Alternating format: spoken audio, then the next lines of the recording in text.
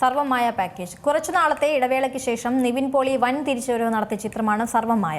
പ്രഖ്യാപനം മുതൽ തന്നെ ശ്രദ്ധിക്കപ്പെട്ട ചിത്രത്തിന് ആദ്യ ഷോ മുതൽ ഗംഭീര പ്രതികരണമാണ് ലഭിക്കുന്നത്. ഇപ്പോഴിതാ സർവമായ കണ്ട് മമ്മൂട്ടി പറഞ്ഞ കാര്യങ്ങൾ പങ്കുവച്ചിരിക്കുകയാണ് സംവിധായകൻ. ഒരിടവേളയ്ക്ക് ശേഷം നിവിൻ പോളി വൻ തിരിച്ചുവരവ് നടത്തിയ പടമായിരുന്നു സർവമായ. പ്രഖ്യാപനം മുതൽക്കേ ശ്രദ്ധിക്കപ്പെട്ട ചിത്രം ആദ്യ ഷോ മുതൽ മികച്ച മൗത്ത് പബ്ലിസിറ്റിയാണ് നേടിയത്.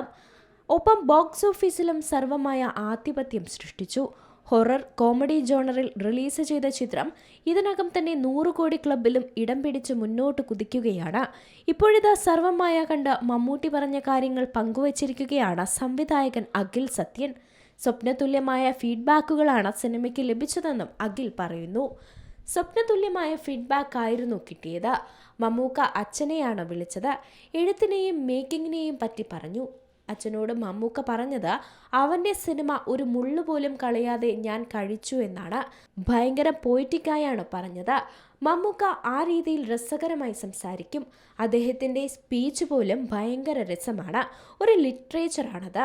ഒരു മുള്ളു പോലും കളയാതെ ഞാൻ കഴിച്ചു എന്നത് എനിക്ക് ഭയങ്കര ഭംഗിയായി തോന്നിയെന്നായിരുന്നു അഖിൽ സത്യൻ്റെ വാക്കുകൾ. ക്രിസ്മസ് റിലീസായി ഡിസംബർ 25-നാണ് സർവമായ തിയേറ്ററുകളിലെത്തിയത്.